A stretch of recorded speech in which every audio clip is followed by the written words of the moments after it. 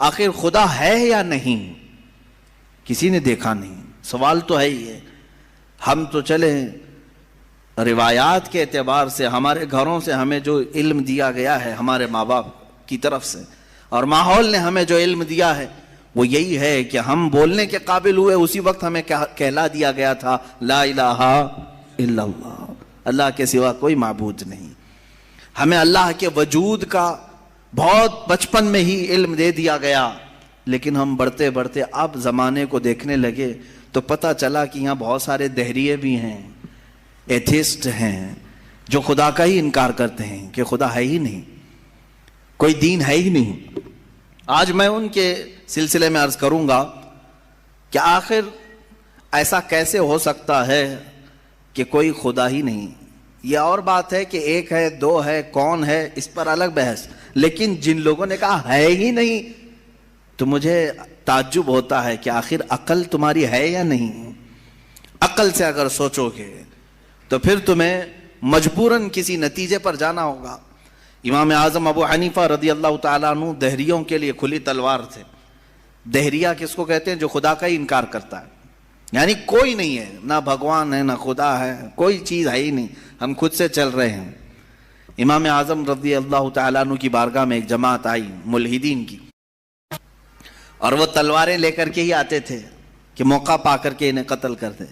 ایک دن امام اعظم ابو حنیفہ رضی اللہ تعالیٰ ان کی جماعت کو آتے ہوئے دیکھا، اور اچانک آپ اپنی مجلس سے کھڑے ہوئے اور کہنے لگے میں کچھ گہری سوچ میں ہوں. وہ قریب آئے اور پوچھا کیا سوچ رہے ہیں آپ؟ کہا کہ میں نے سنا ہے کہ ایک سمندر میں کشتی چل رہی ہے اور اس پر سامان خود سے لد جاتا ہے، اور بڑی برابر منزلوں پر وہ رکتی ہے اور اپنا سامان خود ہی اتارتی ہے، نہ اسے کوئی چلاتا ہے، نہ لوڈنگ ان لوڈنگ کرنے والے کوئی مزدور ہیں، وہ خود بخود سامان لیتی ہے، خود بخود سامان اتارتی ہے. یہ روبوٹک دنیا بھی نہیں تھی اس وقت کہ وہ یقین کر لیتے، سائنسی دنیا بھی نہیں تھی اس وقت. تو ان دہریوں نے کہا کیا مذاق کر رہے ہیں آپ کہ سمندر میں کشتی بغیر ملاح کے، بغیر کیپٹن کے چل رہی ہے اور خود سامان لوڈ کر رہی، اتار رہی ہے، ہمارے ساتھ مذاق کر رہے ہیں آپ؟ ہم عقل والے لوگ ہیں، آپ کی اس بات پر کوئی بیوقوفی یقین کر سکے گا؟ امام اعظم ابو حنیفہ رضی اللہ تعالیٰ عنہ فرماتے ہیں اتنی جب تجھے عقل ہے کہ ایک کشتی سمندر پر بغیر کسی چلانے والے کے نہیں چلتی، تو یہ پورے کائنات کا نظام بغیر چلانے والے کے کیسے چل سکتا ہے؟ برابر وقت پر سورج کا طلوع ہونا، برابر وقت پر سورج کا غروب ہو جانا، چاند کا اپنی منزلوں پر چلنا، اور یہ سمندروں کا برابر اپنے مدار میں رہنا، اور یہ زمین کا طرح طرح کے پودے اگنا، اس میں پھول کا آنا، پھلوں کا آنا، یہ کیا اللہ کے ہونے کی نشانیاں نہیں ہے؟ کوئی تو ہے. ہاں تم یہ کہہ سکتے ہو کہ مشینیں ہم چلا رہے ہیں، پنکھے ہم چلا رہے ہیں، لائٹ ہم چلا رہے ہیں، چلاؤ دنیا کی ساری مشینیں چلاؤ، لیکن میں اگر ایک فیلڈ میں آؤں ان دہریوں سے پوچھتا ہوں. امام شافعی رحمۃ اللہ علیہ نے کیا جواب دیا؟ میں چاروں اماموں کی بات بتا دیتا ہوں. چاروں اماموں نے رب ذوالجلال کے وجود کے متعلق کیا کیا کہا ہے. امام مالک نے تو یوں فرمایا، آپ سے پوچھا گیا کہ خدا ہے، انہوں نے کہا ہاں. کیا دلیل کیا ہے؟ کہتے ہیں کہ زبانوں کا مختلف ہونا، انسانوں کی زبانوں کا الگ الگ ہونا اور الگ الگ نسلوں کا ہونا، یہ اللہ کے وجود کی دلیل ہے. امام شافعی سے پوچھا گیا آپ کوئی دلیل دیں گے کہ کوئی ہے؟ آپ نے کتنی پیاری بات فرمائی. ارشاد فرماتے ہیں شہتوت کا درخت دیکھا ہے؟ شہتوت کا درخت آپ نے دیکھا ہے؟ شہتوت جو ہے بہت باریک باریک سے پھل ہوتے ہیں، میٹھے ہوتے ہیں، اور اس کا پتا جو ہے وہ کئی قسم کے جانور کھاتے ہیں. شہتوت کے پتے کو شہد کی مکھی بھی چوستی ہے. شہتوت کے پتے کو گائے بکریاں بھی کھاتی ہیں، ہرن بھی کھاتی ہے. یہ سب کے سب شہتوت کے پتے کو کھاتے ہیں. شہتوت کا پتا ایک رنگ کا ہوتا ہے، ایک ہی ٹیسٹ کا ہوتا ہے. امام شافعی فرماتے ہیں شہد کی مکھی اسی شہتوت کے پتے پر بیٹھتی ہے، چوستی ہے، اور اپنے چھتے میں جا کر کے شہد اگل رہی ہے. بکریاں اور گائے اس شہتوت کے پتے کو کھاتی ہیں، مینگنیاں ڈال رہی ہیں یا دودھ دے رہی ہیں. اسی شہتوت کے پتے کو ہرن کھاتی ہے. ہرن نافع پیدا کرتی ہے جو مشک کی طرح ایک نافع ہوتا ہے، نہایت ہی اچھی خوشبو اس کے اندر آتی ہے. امام شافعی فرماتے ہیں ایک شہتوت کا پتا بکری میں جائے تو الگ اثر کرے، شہد کی مکھی میں جائے تو الگ اثر کرے، گائے میں جائے اور ہرن میں جائے تو الگ اثر کرے، آخر ایک شہتوت کے پتے سے نافع، دودھ اور شہد بناتا کون ہے؟ بناتا کون ہے؟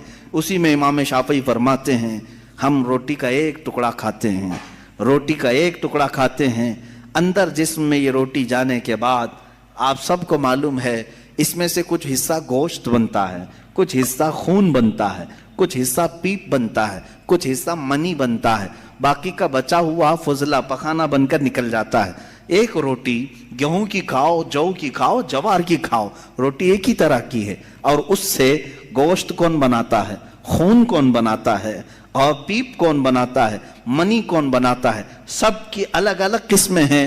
امام شافعی فرماتے ہیں تمہاری ہزاروں مشینیں ایک طرف، لیکن اندر جو نظام چلاتا ہے وہ کوئی تو ایک ہے، کوئی تو ہے، تمہیں ماننا ہوگا۔ میں دہریوں کے متعلق کہہ رہا ہوں، جو ملحدین ایتھیسٹ ہیں، جن کا کہنا ہے کہ کوئی ہے ہی نہیں، کوئی خدا ہی نہیں، تو ان سے میں کہتا ہوں کوئی بتاؤ تو صحیح آخر یہ چلا کون رہا ہے، یہ کون چلا رہا ہے، ہمارے جسم کے اندر کا نظام کون چلا رہا ہے؟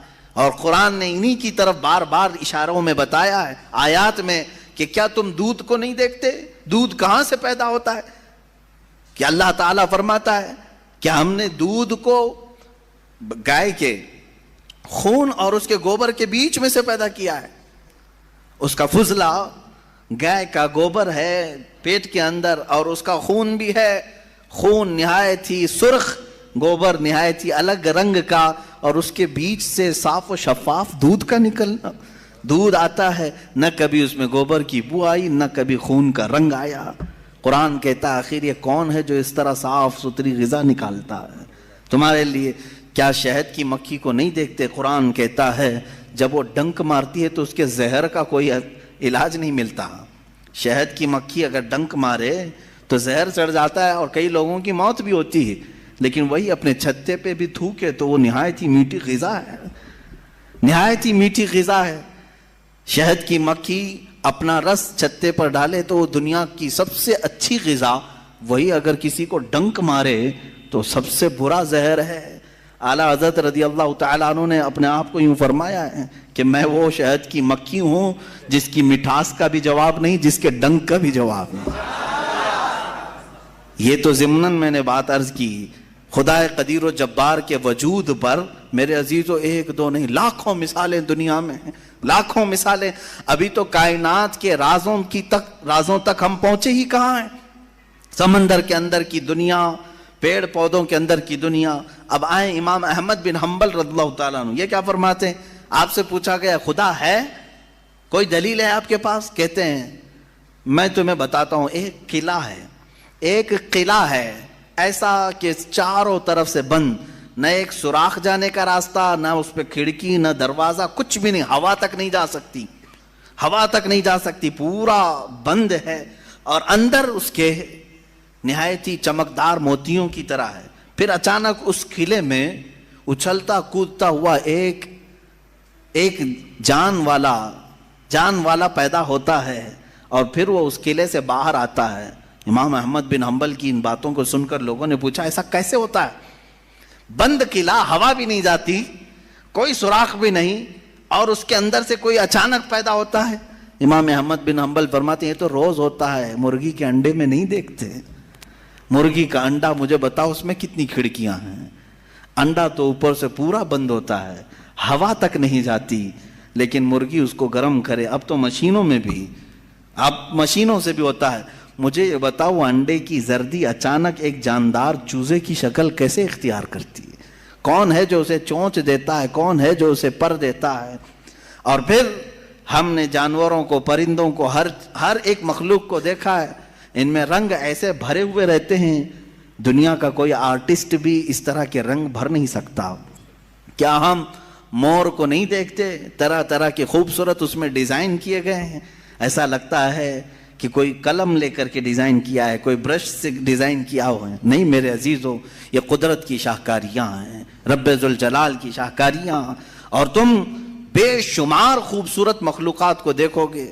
پھر میں ان دہریوں سے پوچھتا ہوں آخر ان تمام کو پیدا کرنے والا کوئی تو ہوگا، کوئی تو ہوگا، تم لاؤ ڈھونڈ کر کے، آخر کون ہے یہ سب پیدا کرتا ہے؟ یہ تو تخلیق، نظریے تخلیق، خدا کو پہچاننے کے 4 نظریے دنیا میں مشہور ہوئے ہیں۔ الہیات، اس کو علم الہیات کہتے ہیں جو میں بیان کر رہا ہوں، تھیولوجی، سائنس کے نظریے سے بھی، یعنی اللہ کو پہچاننے کے لیے، خدا کو ڈھونڈنے کے لیے نظریے بنائے گئے، فلسفیوں نے الگ، سائنٹسٹ نے الگ، علماء ربانیین نے الگ، حکماء نے الگ، سب کے اپنے اپنے نظریے ہیں۔ ہم اللہ رب العزت کو نظریے تخلیق سے واضح کرتے ہیں، لوگوں کے سامنے بتاتے ہیں کہ اللہ پیدا کرنے والا ہے، کیونکہ قرآن پاک میں جگہ جگہ اس نے، اللہ تعالیٰ نے اپنی ربوبیت کا، اپنی تخلیق کا اظہار جو فرمایا ہے وہ یہی فرمایا کہ تم اتنے کمزور ہو کہ ایک مکھی کو نہیں بنا سکتے، ایک مکھی پیدا نہیں کر سکتے، کتنے کمزور ہو، اور وہ رب ذوالجلال ہزاروں کروڑوں مخلوقات روزانہ بناتا ہے، روزانہ انہیں موت بھی دیتا ہے، حیات و ممات اسی کے دست قدرت میں ہے۔ عزیزان گرامی وقار، اللہ تعالیٰ کی بے شمار صفات میں سے مجھے کئی صفات پر عرض کرنا تھا، میں سب سے پہلے اس کے وجود پر آپ کے سامنے یہ دلائل رکھا۔ عام مسلمان بھی کسی دہریے سے کہہ سکتا ہے کہ اللہ کے نہ ہونے پر جو تو اس قدر ناچ رہا ہے، آج ایتھیزم کا بہت زیادہ آج چل رہا ہے، وہ کہتے ہیں کوئی دین دھرم ہوتا نہیں، کچھ نہیں ہوتا ہے، کوئی خدا نہیں ہوتا، دنیا میں ایسے ہی چل رہے ہیں۔ مذاق کر رہے ہو، مذاق کر رہے ہو میاں، ابھی تک تو وہ آٹومیٹک گاڑی بھی نہیں آئی بغیر ڈرائیور والے، ابھی تم بول رہے ہو، ابھی تم بول رہے ہو۔ بہرحال دنیا میں کوئی چیز کو بنانے والا ہوتا ہے، آٹومیٹک گاڑی آ بھی گئی تو میری اس دلیل کو یہ مت سمجھ لینا کہ گاڑیاں بغیر ڈرائیور کے نہیں چل سکتی۔ مفتی صاحب نے کہا آپ تھوڑے دنوں کے بعد آنے والی ہے، اس کا مطلب کیا بغیر ڈرائیور کے بھی سب چلتی ہیں؟ میری یہ دلیل اس لیے نہیں ہے، بغیر ڈرائیور والی گاڑی اگر چل بھی گئی تب بھی میں سوال کروں گا کہ اس کو آخر گاڑی کو بنایا کون ہے؟ یہ بنایا کون ہے؟ کوئی تو انسان بنایا ہوگا۔ تو اسی طرح سے ہر چیز کو دنیا کی آپ کو یہ علم لے کر کے جاتا ہے تھیولوجی کا کہ کوئی نہ کوئی اس کا پیدا کرنے والا ہے، بنانے والا ہے۔ فلسفی ان کے ہاں ایک قانون ہے، دور اور مسلسل، یعنی تسلسل، کنٹینیو کوئی چیز ہو نہیں سکتی۔ مثال کے طور پر مجھے پیدا کرنے والا کوئی ہے اور اس کو پیدا کرنے والا کوئی ہے، اس کو پیدا کرنے والا، یہ جو سوچ ہے تسلسل اس کو کہتے ہیں۔ کہیں جا کر کے سٹاپ ہونا پڑے گا، کہیں جا کے سٹاپ ہونا پڑے گا تمہیں۔ میں پیدا ہوا میرے باپ سے، میرے باپ پیدا ہوئے دادا سے، دادا پر دادا سے، یہ سلسلہ چل کر کے کہیں تو سٹاپ ہوگا، کہیں جا کے ختم ہونا ہے۔ تو فلسفی اس بات کو مانتے ہیں کہ دور اور تسلسل محال ہے، یعنی کنٹینیو ایسی جاتا رہے، یہ محال ہے۔ ان کے ہاں ایسا ہے۔ میرے عزیزو، اب اگر میں ان سے سوال کروں کہ جیسے بہت سارے لوگ بھگوانوں کو بھی مان لیے، جبکہ بھگوان کی بیوی بھی ہے، بھگوان کے بچے بھی ہے اور بھگوان کا باپ بھی ہے، تو پھر اب سوال آئے گا کہ بھگوان کا دادا کون، بھگوان کا پردادا کون؟ پھر وہ نسب چلے گا، کہیں تو جا کے رکنا ہے، کہیں تو جا کے رکے گا۔ بچے ہیں تو اب تک ان کی نسل کیوں نہیں؟ بھگوان کے بھی بیٹے بیٹیاں تھیں نا، بہت سارے بھگوانوں کا تذکرہ ہندوستان میں ہے، ان کے بیٹے بیٹیاں بتائی گئی ہیں، کتنے بیٹے تھے، رام کے بھی، کرشن کے بھی، سب کے بھی بتائے گئے ہیں بیٹے بیٹے۔ تو اب اولاد کہاں ہیں؟ باپ دادا کہاں تھے؟ میرے عزیزوں، میری اس بات کو یقیناً کوٹ کیا جائے، اولاد برتن مانج رہی ہے، ٹیپو سلطان کی اولاد پنچر لگا رہی ہے، تجھے تو یہ ٹیپو سلطان اورنگزیب کی اولاد نظر آئی، ان کی کہاں ہے جن کا میں ذکر کر رہا ہوں؟ ان کی کہاں ہے؟ اور بہرحال اورنگزیب اور ٹیپو سلطان ان تمام کو چھوڑو، ان کی اولاد کو تو نے برتن مانجتے یا پنچر لگاتے تو دیکھا اللہ نے تو تجھے بانج بنا کر رکھا ہے، تیرے سے کوئی چیز نہیں آ سکتی سوائے گوبر اور غلاظت کے، کوئی چیز نہیں آ سکتی۔ میرے عزیزوں، میں یہاں عرض یہ کر رہا ہوں دور اور تسلسل، کہ اگر اس طرح کسی کا باپ ہے تو پھر دادا بھی ہوگا، دادا ہے تو پردادا بھی ہوگا، یہ چلتا رہے گا سلسلہ۔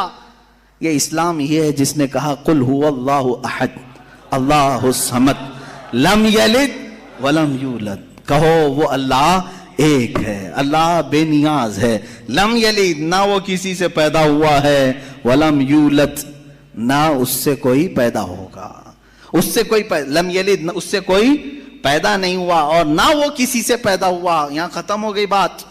اب نہ میرے خدا کا کوئی باپ ہے، نہ بیٹا ہے، نہ بھائی ہے، نہ بہن ہے، کہیں یہ تصور آئے گا ہی نہیں۔ تم ہم سے یہ سوال نہیں کر سکتے کہ اللہ کے آباء و اجداد کہاں ہے، اولاد کہاں ہے۔ ہم نے خدا کو مانا ہی ایسے ہے کہ وہ جسم و جسمانیت سے بھی پاک ہے، رشتہ داری سے پاک ہے، کوئی نہ اس کا ہمتا ہے، ایک ہی سب کی سنتا ہے۔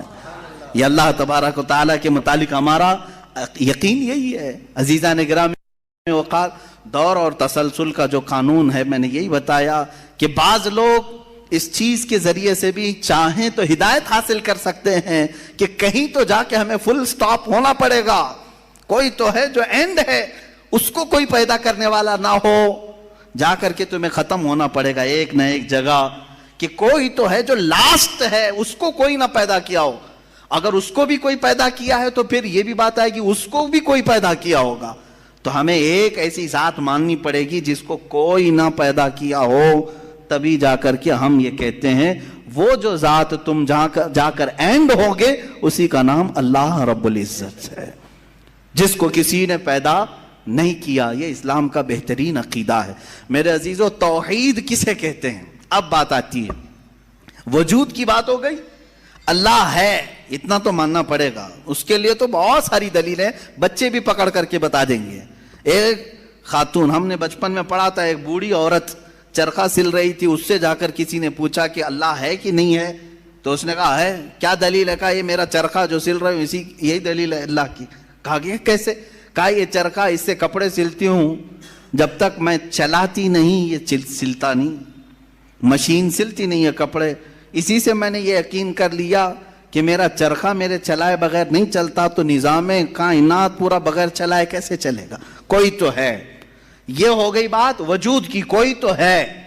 اب آتی ہے توحید کی بات، کوئی تو ہے، اب ہمیں یہ بتانا ہے ایک ہی ہے۔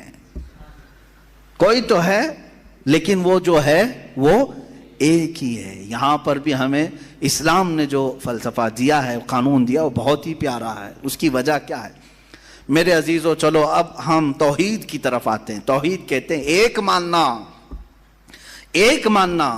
حقیقت میں دیکھا جائے تو دنیا کے اکثر مذاہب میں توحید کا شروع میں درس رہا۔ عیسائیت جو آئی ان میں بھی تھا، بعد میں یہ تثلیث کے قائل ہو گئے۔ یہودیوں میں بھی اللہ کو ہی مانتے، خدا کو ہی ماننا ہے۔ ہندوؤں میں بھی ایک کا ہونے کا تصور کتابوں میں ان کے موجود ہے۔ یہ اور بات ہے کہ انہوں نے ملا دیا، مسالے لگا دیے، الگ الگ ہو گئے۔ خالص جو اپنے دین پر باقی ہے الحمدللہ وہ اسلام ہے۔ آج بھی اللہ رب العزت ہے اور وہ ایک ہے۔ اس پر کیا دلیل ہے؟ اس پر بھی دلیلیں دینی ہوں گی مسلمانوں۔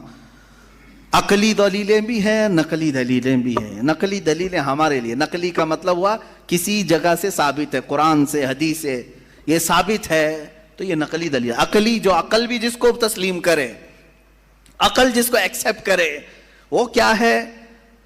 اس بوڑھی عورت کا ہی میں بتا دوں جس نے چرخہ سلا، اور چرخے کو چلانے میں اس نے کہا کہ اللہ ہے، کوئی تو ہے، کیونکہ میری مشین بغیر چلائے نہیں چلتی۔ تو اس سے صاحب نے، جس نے سوال کیا، پوچھا کہ اچھا ہے تو کیا وہ ایک ہے کہ دو ہے؟ کہا نہیں ایک ہی ہے۔ کہا وہ کیسے؟ کہا دو ہو تو دیکھو تم سامنے بیٹھو، ادھر سے چلاؤ، میں ادھر سے چلاتی ہوں، پھر کپڑے کی کیا درگت بنتی ہے؟ تم اپنی طرف کپڑا کھینچ رہے ہوں گے، میں اپنی طرف کپڑا کھینچ رہی ہوں گی۔ اس سے میں نے یہ یقین کر لیا میرے کپڑے کو سلنے کے لیے میرے چرخے پر ایک ہی کا ہونا ضروری ہے۔ دو بیٹھیں گے تو کپڑا پھر پائجامے کی بجائے کرتا ہو سکتا ہے، کرتے کی بجائے بھی ہو سکتی ہے، کچھ بھی ہو سکتا ہے، کچھ بھی سل جاتا ہے۔ تو دو لوگ ایک مشین کو سلنے جائیں تو نظام درہم برہم ہو سکتا ہے، تو ایک پورے کائنات کا نظام اگر دو لوگ چلانے لگیں تو ایک دن ایک کہے گا نہیں میں آج بارش برساؤں گا، دوسرا کہے گا نہیں میں آج دھوپ ڈالوں گا، تیسرا کہے گا کہ نہیں میں آج چھاؤں ٹھنڈی پیدا کروں گا، تو یہ تو انہی کے درمیان جھگڑا ہوتا رہے گا۔ اسی لیے قرآن نے بھی کہا لو کان فیہما آلہۃ الا اللہ لفسدتا، اگر ان کائنات میں، زمین و آسمانوں میں خدا کے علاوہ دو ہوتے تو ضرور اس میں فساد ہوتا، ضرور اس میں نظام درہم برہم ہوتا۔ میرے عزیزوں، یہاں دیکھ رہے ہیں ہم بہت سارے نظاموں کو، کمیٹی کا مسئلہ ہے، مسجد کا مسئلہ ہے، بہت سارے چیزیں دیکھیں، صدر صاحب کچھ اور کرنا چاہتے ہیں، نائب صدر صاحب کچھ اور کرنا چاہتے ہیں، سیکریٹری کچھ اور کرنا چاہتے ہیں، حکومت میں جائیں پرائم منسٹر کو اور چاہتا ہے، ہوم منسٹر کچھ اور کہتا ہے، اس پتہ ہی نہیں ہے، لیکن نظام ایک ملک کا چلا رہے ہیں، ایک ملک کا چلا رہے ہیں۔ فساد اسی لیے ہو رہا ہے، فساد اسی لیے ہوتا ہے، اور ان کو پتہ بھی نہیں رہتا، وہ بھاشن میں کچھ اور بول کے آئے، یہ پارلیمنٹ میں کچھ اور بول کے آیا۔ یہ سب ہماری مثالیں جو میں آپ کو پیش کر رہا ہوں، دیکھ کر کے سمجھنے کے لیے۔ ایک سے زیادہ جب ہوتے ہیں تو عقلوں کا ملنا ضروری نہیں، ہر ایک کی عقل الگ الگ چل سکتی ہے۔ اب آئیے، کوئی کہہ سکتا ہے نہیں بھائی اتحاد سے بھی تو کام ہو سکتا ہے، یونٹی سے بھی تو کام ہوتا ہے، کچھ جگہ ہوتا ہے نا۔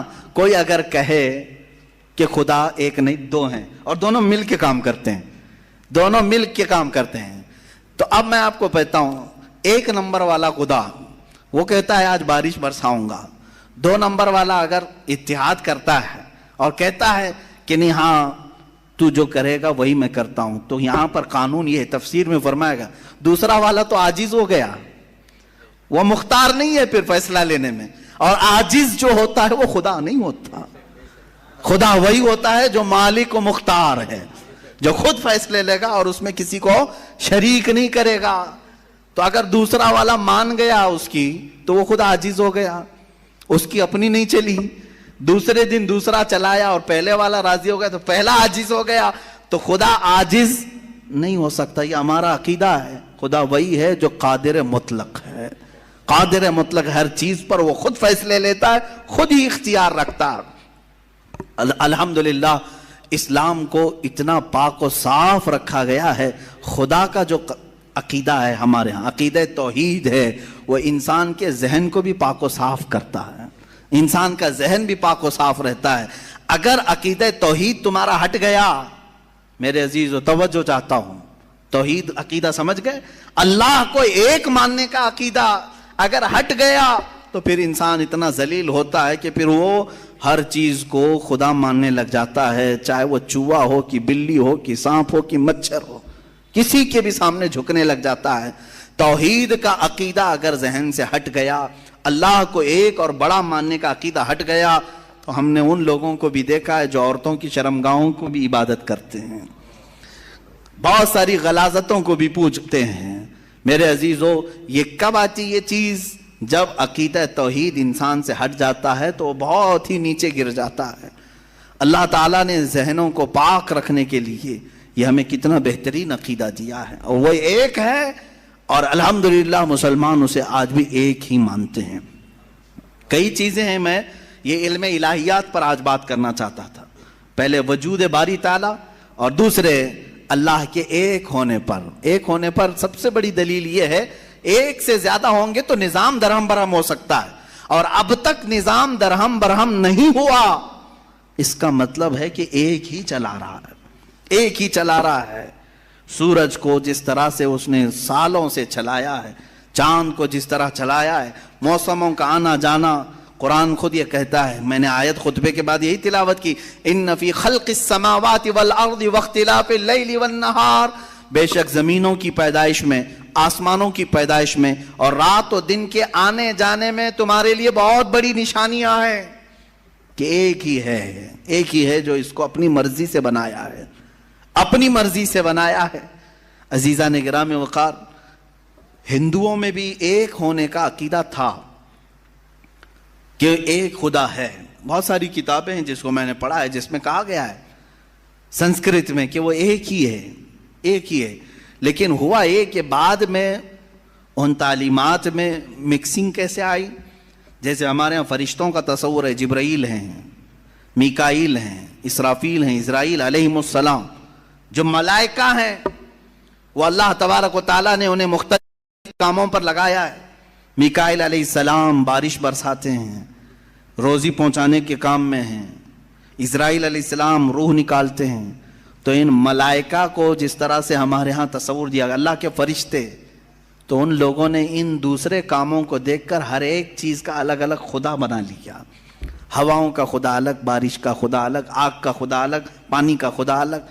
یہاں پر دھوکہ کھا گئے. وہ خدا نہیں ہے، وہ خدا کے فرشتے. اللہ تبارک و تعالیٰ نے جن کو ان کائنات کے کاموں پر لگایا. ہمارا عقیدہ میں بتا رہا ہوں.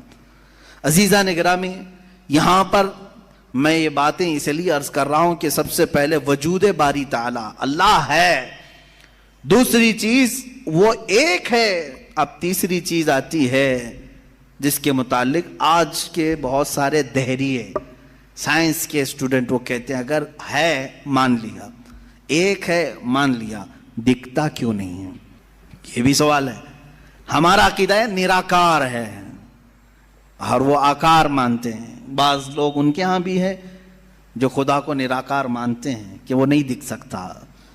میرے عزیزو، یہ جن لوگوں نے ہم سے سوال کیا کہ پھر وہ دکھتا کیوں نہیں، وہ دکھتا کیوں نہیں، اس کے لیے میں جواب یہ بتاؤں گا کہ اگر انسان جس طرح سے آج پیدا کیا گیا، جتنی اس کے اندر کمزوریاں ہیں، انسان کی آنکھوں میں پورا کا پورا سورج نہیں سما پا رہا ہے.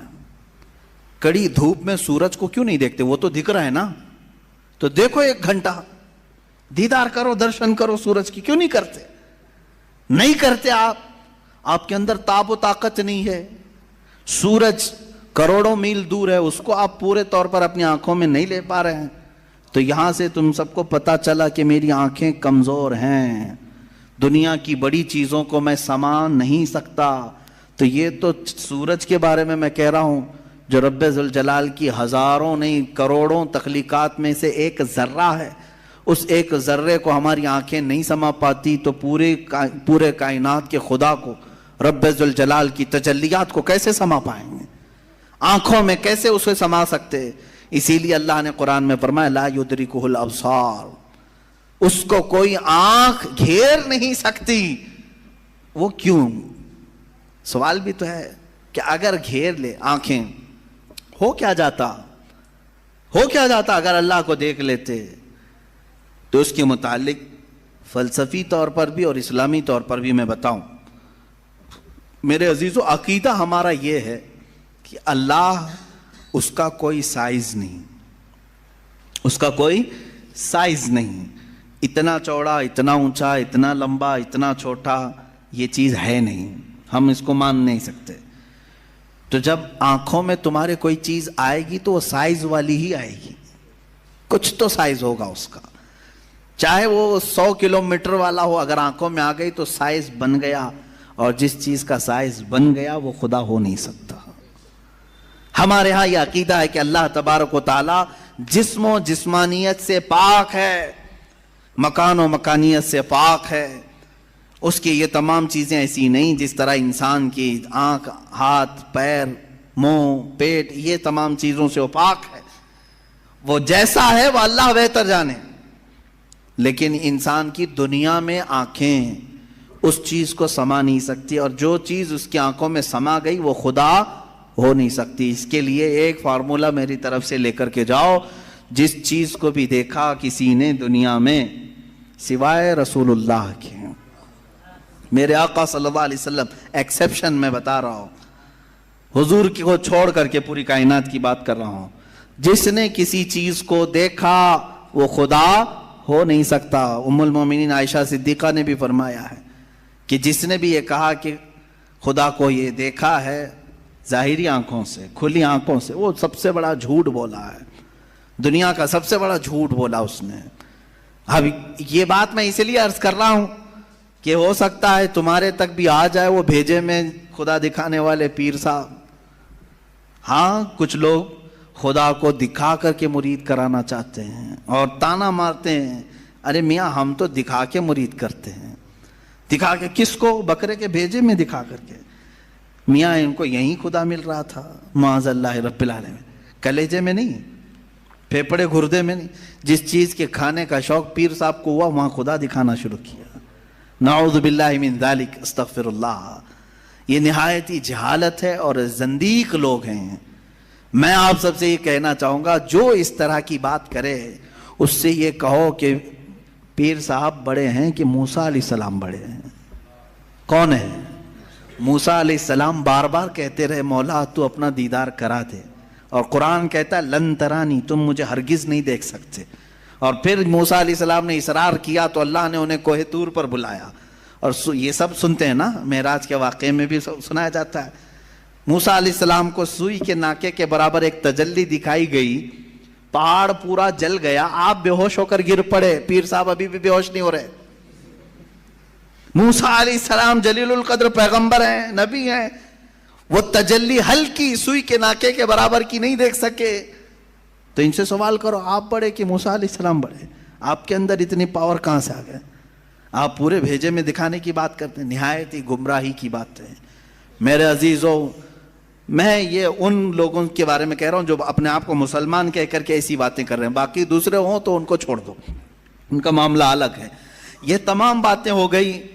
میں نے 3 چیزیں آپ کے سامنے عرض کی. وجود باری تعالی، اللہ ہے، اور اگر ہے تو ایک ہے، اور ایک ہے تو وہ نظر نہیں آتا، دکھتا نہیں. یہ 3 عقیدے اسلام کے بنیادی عقیدے ہیں. بنیادی عقیدے ہیں، ان میں ذرا برابر بھی ٹس سے مس ہوئے تو تمہارا ایمان چلا جائے گا. یہاں سے گمراہیوں کے دروازے کھلتے ہیں. جنہوں نے خدا کے وجود کا انکار کیا وہ ملحد ہو گئے، جنہوں نے اسے ایک سے زیادہ مانا وہ مشرک ہو گئے، جنہوں نے اس کو دیکھنے والا سمجھا وہ گمراہ ہو گئے. صحیح عقیدہ یہی ہے جو سورہ اخلاص میں اللہ نے فرمایا قل هو اللہ احد. محبوب آپ فرما دے وہ اللہ ہے، ایک ہے. اللہ الصمد، وہ بے نیاز ہے، اللہ بے نیاز ہے. لم یلد ولم یولد، اس سے کوئی پیدا نہیں ہوا اور نہ وہ کسی سے پیدا ہوا. ان معاملات کے بعد آؤ میرے عزیزو اس رب ذوالجلال کی کچھ صفات کی طرف میں آتا ہوں. رب ذوالجلال رحمان بھی ہے، رحیم بھی ہے، کریم بھی ہے، غفار و ستار و قہار و جبار بھی ہے.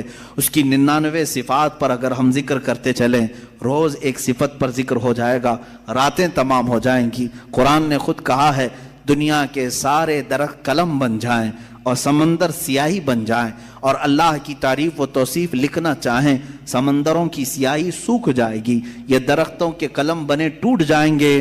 ما نفدت کلمات اللہ، اللہ کے کلمات کو پھر بھی مکمل نہیں کیا جا سکے گا.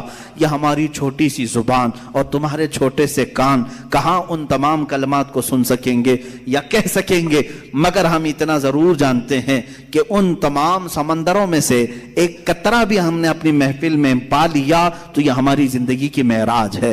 اللہ رحمان ہے، یقیناً ہم نے اس کو بسم اللہ میں بھی پڑھا، سورہ فاتحہ میں بھی پڑھا، بلکہ ہم اپنے بچوں کو بھی یہی کہتے ہیں، ماں باپ کو بھی یہی کہتے ہیں. اب اس کے رحمان کی صفات دیکھنا ہے. کیسے؟ رحمان کسے کہتے ہیں؟ رحم کرنے والا، رحم کرنے والا، نرمی کا معاملہ کرنے والا لوگوں کے ساتھ، بلکہ اپنی ساری مخلوقات کے ساتھ نرمی کا معاملہ کرنے والا. میں 2 ہی صفات پر آج گفتگو ختم کر دوں گا، اس کے رحمان ہونے کی اور اس کے قہار ہونے کی. دونوں کے درمیان ہمیں یہ زندگی چلانی ہوگی. اللہ رحمان ہے، اس کی جو زندگی یہاں ہمیں دیکھنے کے مظاہر ہیں وہ کیا ہے؟ ماں تم سے جتنی محبت کرتی ہے، کیسے؟ تم رو تو گود میں اٹھا لیتی ہے، تمہارے بہت ساری چیزیں اپنے ہاتھوں سے صاف کرتی ہے، اپنے ہاتھوں سے بنا کر کے کھلاتی ہے. آخر وہ بھی انسان ہے، تم بھی انسان ہو.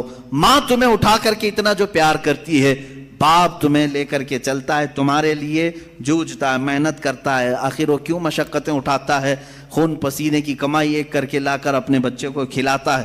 اب سنیں حدیث پاک میں ماں اور باپ کے دلوں میں یہ بچے کی جو محبت ڈال دی جاتی ہے، یہ اللہ کے رحمان صفت کا کچھ حصہ ہوتا ہے. یہ اس کی صفت کا تھوڑا سا حصہ جب اللہ ماں اور باپ میں ڈالتا ہے تو وہ بچوں سے اس قدر پیار کرنے لگ جاتے ہیں. اگر وہ رحمت کی صفت مولا ماں اور باپ کے سینے سے نکال دے تو ہر باپ اپنے بچے کو قتل کرنے پر بیٹھ جائے، ماں اپنے بچے سے دوری اختیار کر لے. ایسا نہیں ہوتا. ماں بوڑھی ہو جائے یا بچہ اس کا بوڑھا ہو جائے، پھر بھی ماں اس بوڑھے بچے کو بھی سینے سے لگاتی ہے، اس کے پسینے دیکھنا نہیں چاہتی، اس کی جبینوں پر خم نہیں دیکھنا چاہتی. یہ ماں کے اندر جو ہلکی سی بھی محبت آپ دیکھتے ہیں، یہ رب ذوالجلال کے رحمان کا اس کے مظاہر میں سے ایک مظہر ہے. اب اندازہ کرو اللہ تبارک و تعالیٰ اپنے بندوں سے کس قدر رحم کا معاملہ فرماتا ہے. آج ہم جو بیٹھے ہیں یہ بھی تو اس کے رحم کا ہی معاملہ ہے, اس کے رحمان ہونے کا ایک بین ثبوت ہے. ہم حضرت ابو بکر شبلی رضی اللہ تعالیٰ, توجہ جاتا ہوں, سلسلہ قادریہ کے بہت بڑے بزرگ ہیں. آپ سے پوچھا گیا کہ حضور سنا ہے کہ آپ کی بہت ساری کرامتیں مشہور ہیں, کوئی کرامت ہمیں بھی دکھائیں. توجہ, بہت سارے لوگ کرامت کے نام پر گمراہ بھی ہوتے ہیں. لوگوں کو ایسا لگتا ہے کہ کہیں جیب میں سے جلیبی نکال کر کے کھلا دے, ابھی کیا ابھی وہی پیر کرامت والا اچانک کچھ نکال کے دکھائے. حضرت ابوبکر شبلی نے تو ایک الگ ہی کرامت بتائی. کیا کرامت بتائی جانتے ہیں؟ حضرت ابوبکر شبلی فرماتے ہیں میاں ہمارا اس زمین پر زندہ چلنا پھرنا ہی بڑی کرامت ہے. کہا کیوں؟ کہا ہم اتنے گنہگار ہیں کہ زمین پھٹ جائے اور ہم دھس جائیں, پھر بھی زمین نہ پھٹتی ہے نہ ہم دھستے ہیں. یہ اللہ تعالیٰ نے کرامت ہی تو دیا ہے. یہ کرامت تو اللہ نے سب کو دیا ہے. یہ رحم کا معاملہ اللہ نے سب کے ساتھ کیا ہے, آپ کے ساتھ بھی, بلکہ ان کے ساتھ بھی کیا جو اسے مانتے بھی نہیں ہیں, جو اسے گالیاں دیتے ہیں, ان کے ساتھ بھی رحم کا معاملہ کیا. سیدنا ابراہیم علیہ الصلوۃ والتسلیم کے ساتھ ایک معاملہ پیش آیا. آپ بغیر مہمان کے کبھی کھانا نہیں کھاتے تھے, 2 دن بھی اگر کوئی مہمان نہیں آتا تو آپ کھاتے نہیں. ابراہیم علیہ السلام 2 دن تک بھوکے رہے. تیسرے دن ایک مہمان ملا, اسے لے کر کے آ کے دسترخوان پر بٹھا دیا. کہا کہ آپ ہمارے گھر کے مہمان ہیں, اب کھانا بنایا گیا اچھا دسترخوان پر. کہا چلو بسم اللہ کرو کھاؤ. وہ دہریہ تھا, ملحد تھا. کہا کون سا اللہ, میں اللہ کو نہیں مانتا. اتنا کہا ابراہیم علیہ السلام کو جلا لایا. آپ نے دسترخوان کھینچ لیا, کہا اٹھو گھر سے, نکلو باہر جاؤ. دسترخوان پر بیٹھا ہوا تھا, اس کو اٹھا دیا. یہ تو شان ہے انبیاء کی. اللہ کے دشمنوں سے دسترخوان شیئر نہیں کرتے, افطار پارٹی والے ہیں وہ. اللہ کے دشمنوں سے دسترخوان شیئر نہیں کرتے, انبیاء کی شان ہے. وہ اٹھ کر کے چلا گیا. ہاں یہ ہمارے لیے حکم یہی ہے میرے عزیز. لیکن اللہ رب العزت نے وہی فرمائی ابراہیم علیہ السلام کو. کہا ہے ابراہیم کیوں اٹھا دیا اس کو؟ 50 سال کا تقریباً ادھیڑ عمر کا آدمی تھا. کہا کیوں اٹھا دیا؟ کہا ہے مولا وہ تیرا نام نہیں لینا چاہتا, میں اس کو دسترخوان پر کیسے بٹھاؤں؟ رب ذوالجلال نے فرمایا اے ابراہیم پچھلے 50 سال سے میں اسے ویسے ہی کھلا رہا ہوں, جبکہ وہ کبھی میرا نام نہیں لیا. آج تمہارے دسترخوان پر ایک بار اس نے نام نہیں لیا, تم نے اٹھایا. میرے عزیزو اس کا مطلب یہ نہیں ہے کہ اس کا نام نہ لے تو بھی ہم کھلائیں, وہ تو سنت الہیہ ہے, وہ مولا کریم کی صفات ہے. لیکن انسان کے اخلاق تو یہی ہیں کہ انسان اپنے رب سے اگر محبت کرتا ہے تو اللہ رب العزت کے دشمنوں سے کبھی دوستی نہیں کر سکتا. قرآن بھی یہی کہتا ہے یا ایھا الذین آمنوا لا تتخذوا عدوی وعدوکم اولیاء, اے ایمان والو میرے دشمنوں اور اپنے دشمنوں کو دوست نہ بناؤ. یہ انہی آیات میں سے ہے جن 26 آیاتوں میں سے نکالنا چاہتے ہیں. آئیں گے انشاءاللہ, وہ ٹاپک بھی آئے گا انشاءاللہ. قرآن پاک کی جن 26 آیات پر لوگوں کو تو یعنی پیٹ میں مروڑ ہوتا ہے, پیٹ میں مروڑ ہوتے ہیں. ان آیات میں سے ایک آیت یہ بھی ہے, سورہ ممتحنہ کی پہلی آیت ہے. اللہ فرما رہا ہے اے ایمان والو لا تتخذوا عدوی وعدوکم, میرے دشمنوں کو اور اپنے دشمنوں کو اولیاء یعنی دوست نہ بناؤ. میرا رب نے اتنا حکم کیا دیا, ان کو تکلیف شروع ہو گئی. قرآن جو ہے نفرت سکھاتا ہے, قرآن نفرت. یہ تمام انشاءاللہ العزیز زندگی باقی رہی, یہ 26 آیتوں کا جو مضمون ہے یہ ان کی کتابوں سے بھی میں نکال کے دکھاؤں گا. سیم ٹو سیم چیزیں, سیم ٹو سیم چیزیں وہاں پر بھی موجود ہیں. تو پیدا کرو کسی اور وسیم گندے رافضی کو جو وہاں سے بھی نکال سکے. عزیزان گرامی وقار, بات میں عنوان سے ہٹ نہ جائے اس لیے میں عرض کروں گا, وہ رب ذوالجلال رحمان ہے اور اس کے رحم کا معاملہ تو ہے, اس کے رحم کا معاملہ ہے کہ آج جس طرح سے لوگ ہمیں پیش کرنا چاہ رہے ہیں کہ یہ ایک ڈراؤنی شکل ہماری بنا کر کے, اسلاموفوبیا یعنی مسلمانوں سے لوگوں کو ڈرانا, یہ اگر تمام دوسرے قوموں کی طرح بھی ہو جاتے تو میرے عزیزو یہ سب کا جینا حرام کر کے رکھتے. ہمارے ہاں آخرت کا تصور ہے, ہمارے ہاں رب ذوالجلال کو جواب دینے کا تصور ہے, ہمارے ہاں اللہ رب العزت کے دیکھنے کا تصور ہے کہ وہ ہر گھڑی ہمیں دیکھ رہا ہے. یہ تمام تصورات لے کر کے مسلمان جی رہا ہے. تم کہہ رہے ہو یہ آتنکوادی ہے, دہشت گرد ہے, اور جو اس طرح سے کر رہا ہوگا اس کا تصور ختم ہو چکا ہوگا.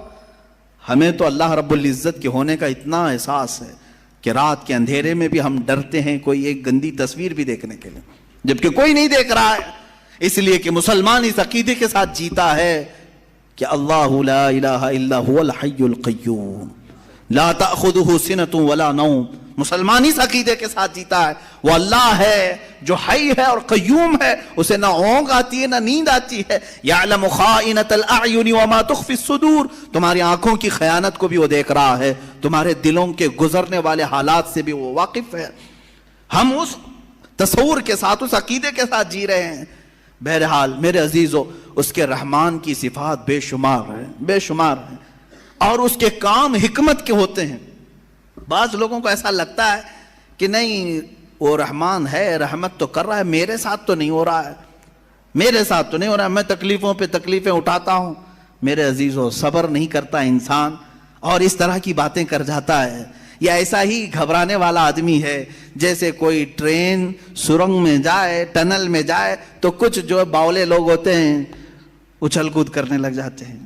کبھی ٹرین کا سفر کیا آپ نے؟ اور ٹرین کبھی ٹنل کے اندر جاتی ہے، پہاڑ کے گوفے کے اندر، کیا ہوتا ہے؟ اندھیرا آ جاتا ہے، اندھیرا، اتنا اندھیرا آتا ہے تو جو عقل مند ہوگا وہ سیٹ پہ بیٹھا رہے گا، اور جو باولا ہوگا اچھل کود کر رہا ہے، اسے ایسا لگتا ہے دنیا کیا سے کیا ہو گئی، ٹرین کہیں کھڈے میں چلی گئی۔ ایسا نہیں ہے، جو عقل مند ہے وہ بیٹھا رہتا ہے۔ اگر آپ عقل مند ہیں، بیٹھے رہتے ہیں اپنے سیٹ پر، میں پوچھتا ہوں کیوں بیٹھے رہتے ہو؟ کیوں بیٹھے رہتے ہو؟ اندھیرا ہو گیا، ٹرین گوفے کے اندر چلی گئی ہے، آپ کہیں گے میاں تھوڑی دیر کی بات ہے، یہ ٹرین کا ڈرائیور چلا تو رہا ہے، نکالے گا نا۔ ٹرین نکل کر کے باہر آ جاتی ہے تو آپ کہتے اجالا تو آ گیا۔ اے میرے عزیز، ٹرین کے چلانے والے پر تجھے اتنا یقین ہے سیٹ چھوڑ کر اٹھتا نہیں۔ اس طرح تیری زندگی میں جب مصیبتوں کا کبھی اندھیرا آتا ہے، یقین کر وہ رب ذوالجلال پھر اجالوں میں لائے گا۔ ان مع العسر یسرا، اس نے فرمایا ہے ہر تکلیف کے بعد آسانی ہے۔ کیوں اتاولے ہوتے ہو؟ تھوڑی سی تکلیف کیا آئی، شکایت کیا، میرے ساتھ رحم کا معاملہ نہیں ہو رہا ہے، میرے ساتھ رحم کا معاملہ نہیں ہو رہا ہے۔ فعل الحکیم لا یخلو عن الحکمہ، وہ حکیم ہے، اس کا کوئی کام حکمت سے خالی نہیں ہوتا، کوئی کام حکمت سے خالی نہیں ہوتا۔ آج دوپہر میں اگر تمہیں روٹی نہیں ملی ہے تو کوئی نہ کوئی سبب ہوگا، وہ تمہارے حق میں بہتر چاہتا ہے۔ عسیٰ ان تکرہوا شیئا وہو خیر لکم، قرآن کہتا ہے بسا اوقات تم جس چیز کو نہیں چاہتے لیکن وہ تمہارے حق میں بہتر ہوتا ہے۔ جنید بغدادی رضی اللہ تعالیٰ عنہ کے زمانے میں ایک خاتون، وہ روئی سے دھاگا بناتی تھی، روئی سے دھاگا بناتی تھی، اور وہ دھاگا بنانے کے بعد بیچ آتی تھی، کتنے؟ آدھے درہم میں بکتا تھا اس کا، آدھا درہم۔ وہ آدھا درہم لاتی تھی، اس میں سے آدھے یعنی پاؤ کر کے اس سے پھر کپاس روئی خریدتی اور پھر اس کا آدھا درہم بناتی اور باقی کا گھر میں خرچہ کرتی۔ ایک دن آدھے درہم کی روئی لائی اور پورے کا اس نے دھاگا بنا دیا۔ دھاگا کچا ہوتا، سوکھنے کے لیے رکھی صحن میں، اندر کھانے کے بنانے کے انتظامات کر رہی تھی، ایک کوا آیا اور دھاگا اٹھا کے لے گیا۔ بیوہ عورت، اس کے سوا کچھ بھی نہیں تھا، آج کچھ بھی نہیں تھا اس کے پاس، بھوکی رہ گئی۔ اب نہ خریدنے کے لیے دھاگا خریدنے کے، روئی خریدنے کے بھی پیسے نہیں، کھانا بنانے کے بھی پیسے نہیں، آلریڈی بیوہ ہے اور غریب ہے۔ کہنے لگی کیا اتنی غربت کے بعد بھی اللہ تعالیٰ ایسے اس کی بچی پونجی بھی اٹھا لیتا ہے؟ لوگ یہی کہتے ہیں نا، میرے پاس کچھ نہیں تھا پھر بھی میں نقصان میں جا رہا ہوں، اب تو کچھ رحم کر دیتا۔ ارے بھائی، بڑے سیٹ آدمی کے 1 لاکھ روپے چلے گئے تو سمجھ میں آئے گا چلو ٹھیک ہے، باقی بچے ہوئے پھر کور کر لے گا۔ جس کے پاس کچھ نہیں، لاسٹ پونجی بچی ہے، وہ بھی مولا نے اٹھوا دیا، تو یہ کون سا رحم ہے؟ بندے تل ملا جاتے ہیں۔ وہ خاتون گھبرائی اور کہا یہ اب کون سے رحمان کی صفت ہے؟ کیا وہ رحم کر رہا ہے میرے ساتھ؟ میں بیوہ ہوں، کچھ بھی نہیں میرے پاس۔ حضرت جنید بغدادی کے پاس دوڑی دوڑی گئی، دوسرا دن تھا، بھوک کی شدت تھی، دوڑی ہوئی آئی۔ حضرت جنید بغدادی اس وقت بیٹھے تھے، ان کے دربار میں کچھ لوگ آئے ہوئے تھے باہر کے، ملنے کی غرض سے دور سے آئے ہوئے تھے۔ آپ کو یہ چیختی ہوئی آئی تو اس کو سائڈ میں کھڑا کیا، رک جاؤ میں پہلے ان کی باتیں سن لوں، پہلے ان کی باتیں سن لوں۔ ان لوگوں نے آ کر کے کہا کہ حضور ہم کچھ نذرانہ لے کر کے آئے ہیں، کچھ نذرانہ لے کر کے آئے ہیں، یہ قبول فرما لیں۔ کیا تھا نذرانہ؟ 10,000 سونے کے سکے، اشرفیاں تھیں۔ کہا کہ حضور آپ اپنے حساب میں اس کو تقسیم کر لیں۔ حضرت جنید بغدادی رضی اللہ تعالیٰ عنہ نے وہ 10,000 اشرفیاں لیے اور پورے کے پورے اس عورت کو دے دیا. وہ عورت ابھی کچھ کہنے والی تھی، اس کے کہنے سے پہلے آپ نے دے دیا. کہا اس کو پکڑو. اب پھر وہ آئی ہوئی جماعت تھی، اس سے پوچھا کیا معاملہ ہے، کیوں اتنی بڑی رقم تم ہدیے میں لائے؟ سنو میرے عزیزوں، فعل الحکیم لا یخلو عن الحکمہ. وہ کہتے ہیں ہم سمندر کے سفر پر تھے، کشتی میں بیٹھے تھے، آ رہے تھے، اچانک ہماری کشتی پھٹ گئی. کشتی میں سوراخ آیا، پانی اندر آنے لگ گیا. تو جیسے یہ چمڑے کی کشتی تھی، پانی اندر آنے لگا تو ڈوبنے کے چانسز بڑھ گئے. پانی جتنا ہو سکا ہم نکال کر پھینکتے رہے، لیکن اس کشتی کی مرمت کے لیے ہمارے پاس کچھ نہیں تھا. اچانک ایک کوا آیا اور اوپر سے دھاگا گرا دیا. ایک کوا آیا، دھاگا اوپر سے گرایا، اور وہ اتنا ہی دھاگا تھا جس سے ہماری کشتی سل جاتی تھی. ہم نے اسی دھاگے سے اپنی کشتی سل دی، اور پھر اسی وقت ہم نے یہ نیت کر لیا کہ وہ رحمان ہے جس نے ہمیں بچایا ہے. ہم صحیح سلامت جائیں گے تو 10,000 اشرفیاں جنید بغدادی کو نظر کریں گے. وہاں ہم نے منت کر لی تھی، میرے آقا ہم نے صحیح سلامت کنارے کو پا لیا. اب آ کر کے وہ 10,000 اشرفیاں آپ کی بارگاہ میں ہم نے نظر کر لیا. حضرت جنید بغدادی دلوں کے حالات سے باخبر تھے. اس خاتون کی طرف دیکھا اور پوچھا کیا تمہارے رب نے صحیح رحم کیا یا نہیں؟ تمہارے آدھے درہم کو کوے سے اٹھوا کر بدلے میں 10,000 اشرفیاں دیتا ہے، اسی کا نام رحمان ہے. وہ رحمان ہے.